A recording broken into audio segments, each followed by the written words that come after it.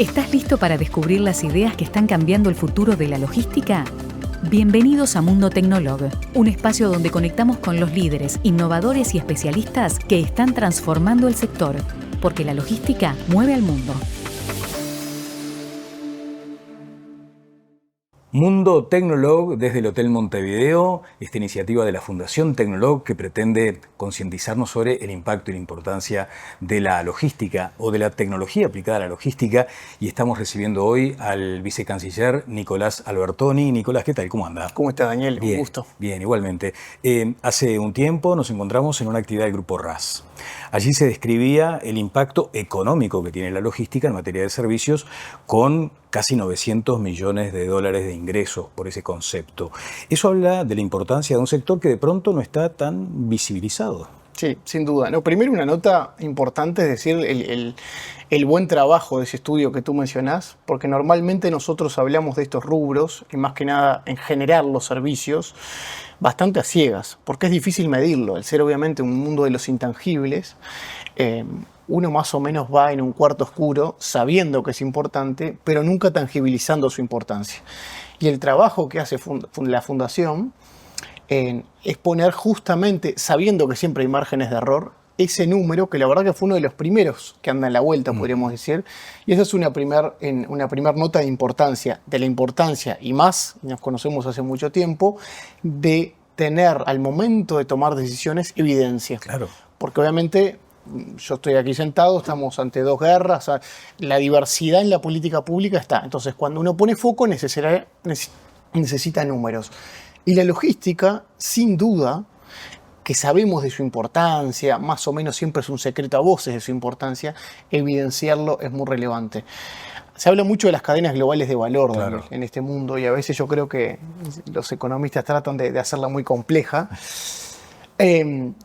Y yo, no siendo economista, sino más bien internacionalista, lo que vemos básicamente en la cadena globales de valor es que si uno no se suma a ese barco, que es justamente ser parte de lo que hoy ya es difícil hablar de Made in China. Cada vez hablamos más de Made in the World. Claro. Porque una simple vestimenta de la que tenemos es imposible pensar que se hace en un solo país. Bueno, pero para ser parte de esa cadena global de valor, o fábrica global como se llama, necesitamos una logística dinámica y necesitamos estar ahí adentro. Hay un concepto que se ha manifestado por parte de las autoridades. En particular, has puesto mucho acento siempre en la necesidad de asumir que somos un país a escala chico en la región, por lo cual hay que tener apertura, la máxima posible. ¿Qué se ha alcanzado en esa materia? Porque también allí hay un impacto directo en la logística. Sí, hasta te diría que más radical incluso, ¿no? El Uruguay es internacional o no es, ¿no? Porque es casi imposible proyectar un mercado como el nuestro hoy en un mundo globalizado sin una lógica de apertura. Y es verdad que somos un país abierto al mundo, exportamos, de hecho los últimos números que veía, tenemos un relacionamiento comercial con más de 117, 118 mercados, más o menos era el número.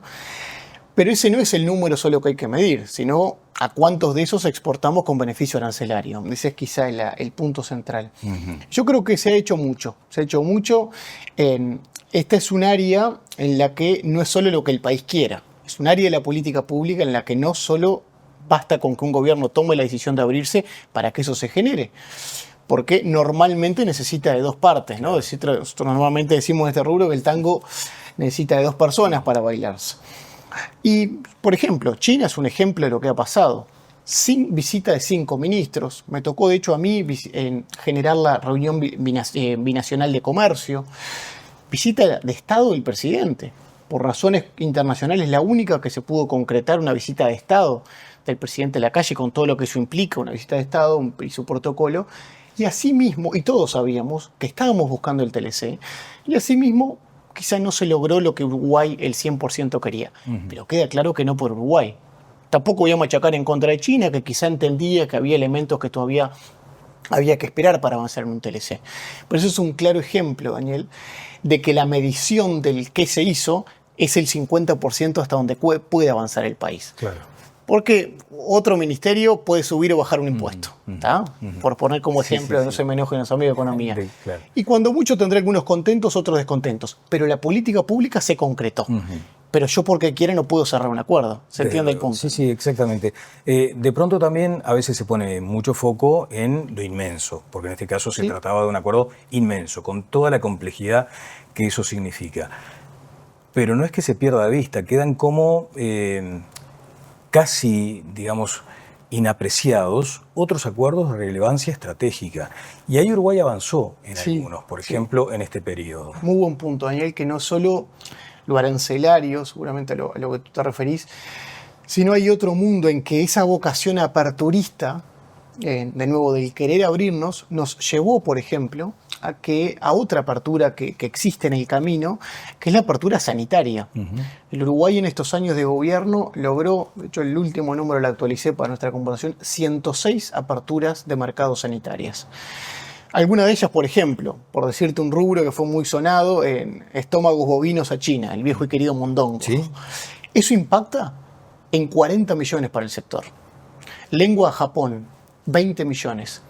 ¿Y por qué es importante? Porque cuando yo negocio un acuerdo comercial, normalmente lo que bajo es arancel.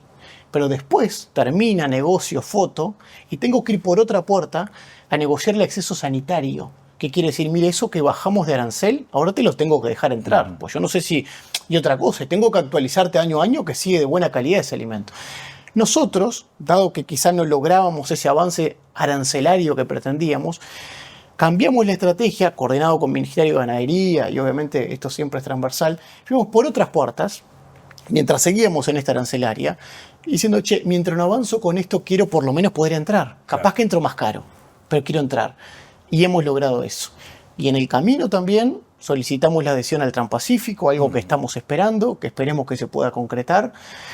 Mercosur cierra con Singapur, estamos avanzando con Emiratos Árabes, y ojalá, quien te dice, y vos con años de periodismo sabés que lo venimos esperando hace mucho tiempo el acuerdo, pero parece nuevamente darse un contexto para Mercosur y Unión Europea. Entonces, de nuevo, logramos el 100 de lo que queríamos y capaz que no, pero seguro en el camino, por habernos propuesto ese 100, seguro logramos un gran porcentaje. Mencionaste aspectos arancelarios que son vitales para la apertura de mercados o para que eventualmente se te cierren otros, ¿no? Porque a veces es realmente imposible acceder a esos mercados por estos temas vinculados a los aranceles. Pero después hay como asuntos domésticos que hay que atender. Y se mencionan los costos asociados a la exportación, a la importación, la necesidad de modernizar el Estado en ese sentido, el costo portuario. Estamos ahora en una transición gubernamental, pero el sistema político, ¿hacia dónde, o el sistema que toma decisiones, hacia dónde debería apuntar en esto? Sí, ese es un gran punto, Daniel. Yo soy un defensor, normalmente hablamos de la proyección internacional hacia afuera, el país hacia afuera. Está como psicológicamente impregnado y es razonable, porque es aportar más. Pero hay un gran debate de cómo facilitar la importación. Y parece contraintuitivo, porque facilitar la importación es comprar. Pero también es comprar a qué costo. Te voy a poner un ejemplo, y no por entrar en un debate político, en el debate político que no es la intención, pero está una normativa que quedó después del gobierno del Frente Amplio, que es el tributo de ingreso aduanero, que hoy impacta en 300 millones para ingreso para el Estado. Y uno dice, bueno, son costos que ya en la entrada existen, ya en la entrada del país existen. A veces nos preguntamos, ¿por qué somos un país caro? Si vos ya en la entrada del puerto ya tenés costos asociados a arancelarios, pues somos un país que como no nos abrimos hacia afuera, todavía no tuvimos incentivo de abrirnos hacia adentro. Pues siempre uno es de ida y vuelta. Claro. Entonces hay un enorme colchón de normativa, burocrática en muchos casos, que a la importación le facilitaría el proceso.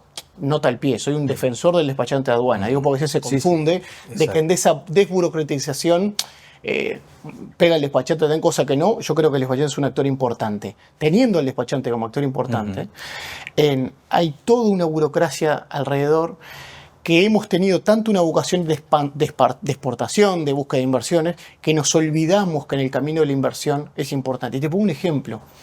Hay un buen estudio que habla, sigue el viaje de una remera Hering blanca. Sí. Algo tan fácil como eso. No hay nada más más sencillo en el mundo de la vestimenta que una remera manga corta blanca.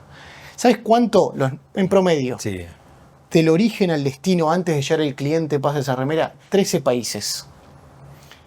Antes de llegar a donde la vemos para la venta. Hemos llevado la logística a tal punto de que si doblarla y ponerla en una bolsa cuesta 0,0 algo que me impacte en el precio final, voy a usar de la cadena logística. ¿Por qué digo esto? Porque solo esos 13 países uno se va a meter esa remera en la medida que el costo burocrático sea bajo. Claro. Si yo me voy a meter y veo que el costo de entrada es alto, bueno, voy a saltear y esa remera se va a doblar en otro lado. Totalmente. Algo tan práctico como eso, Daniel, muestra de por qué es importante ponerle cabeza a ese tema de la burocracia que a veces tenemos. Y yo diciéndolo del gobierno, parecería como que lo hablo pasivamente. Yo creo que se está avanzando en eso, se quiere trabajar y se ha hecho. Pero queda mucha tela por cortar en ese camino. Claro, mencionaste el concepto de la desburocratización y en ese sentido respetando algunas instituciones ya arraigadas como los despachantes. Pero ¿dónde habría que hincar el diente allí, Nicolás? Sí, que repito, yo defiendo el rol de despachante, pero hincar el diente, por ejemplo, en el mundo logístico y más que nada aduanero tradicional, se sigue haciendo todo en papel. ¿No? Es decir, algo tan visualmente como se sigue haciendo todo en papel. Y uno ve que mañana se podría pasar, a no ser las otras grandes empresas logísticas, de hecho, mi amigo Rubén Azar y Grupo RAS y otros tantos sé que han implementado tecnología a su labor, pero el estricto despacho sigue siendo muy arcaico. Muy a la antigua. De nuevo, porque cambiar es como, bueno, ¿quién apaga primero la luz? ¿No? Y más que si siempre se hizo así, cuadro que gana no lo cambies y al país a grandes rasgos mal no le ha ido. Entonces, yo creo que para empezar, podría mencionarte varios ejemplos, ¿no? Y después ya nos metemos en el mundo netamente de la aduana, que hay esa lógica todavía punitiva, porque hay una desconfianza regional. Por suerte nuestra aduana se sigue salvando y siendo una muy buena aduana.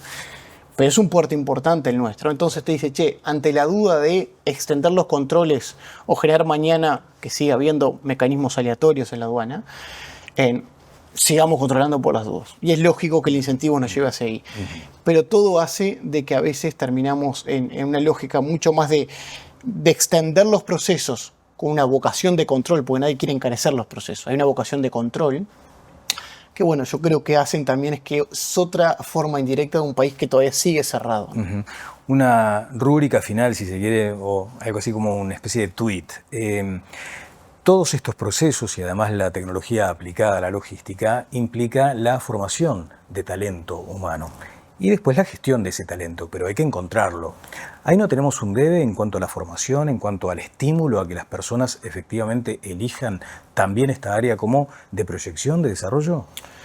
Bueno, yo creo que sí, pero por suerte se ha avanzado. Sabes que yo estrictamente soy licenciado en negocios internacionales, ¿no? Después he diversificado la carrera, pero estrictamente mi carrera de base es esa. Y he visto que a lo largo del tiempo, de hecho hoy todas las universidades tienen más o menos una carrera vinculada a esto, incluso relaciones internacionales en la UDELAR, que es más como derecho internacional y más, ha incluido temas logísticos, aduaneros. Yo creo, siempre a uno le queda la sed de más, ¿no? Pero yo creo que hay una vocación, instituciones después paralelas que suman carreras. Es un poco a veces el huevo y la gallina, ¿no? Yo creo que, y hay una visión de emprendedurismo de estas cosas, sumarle tecnología. Interesante como empresas, y de hecho una que recién mencionaba, para no mencionarla tanto, pero ha mechado muchas empresas aduaneras y logísticas de primer nivel en el país en la tecnología, ¿no? La tecnología, y si mañana logramos, Daniel, que el país mayor exportador per cápita de software en América Latina pueda encontrarse de lleno, cosa que ya lo hizo, pero no sé si ha encontrado un óptimo, con la logística, estamos encontrando dos áreas en las que seguro Uruguay tiene todo para seguir creciendo. Hiciste un apunte y me obliga a extender un poco más la entrevista porque estamos hablando también de regulaciones. Sí. Y a veces se dice, no necesariamente siempre la lógica tiene que ser desregular, sino regular mejor. O como se dice a veces, re-regular. ¿Hay campo ahí? Hay campo, y te diría que antes de llegar a ese estadio, repito, ese colchoncito de la burocracia, es difícil meternos en la modernización de la regulación, por si la podríamos llamar, si todavía tenemos un colchón de burocracia que hace que llegar a un estadio de nueva regulación sea tarde. Por decir, yo puedo regular, pero por ejemplo, si digitalizo el proceso, puedo tener una regulación más eficiente, incluso más cercana a lo granular de la información si digitalizo.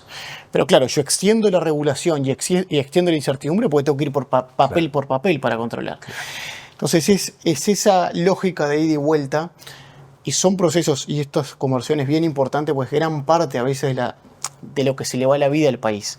Tenemos la inserción, tenemos más acuerdos, pero señores, tenemos también un país en el que le entra mercadería y todavía sigue siendo cara en términos no solo arancelarios, que es un debate más amplio y conectado al primero, sino también caro en proceso, desgastante a veces, que genera que no seamos parte de esa fábrica global. Muchas gracias. Gracias.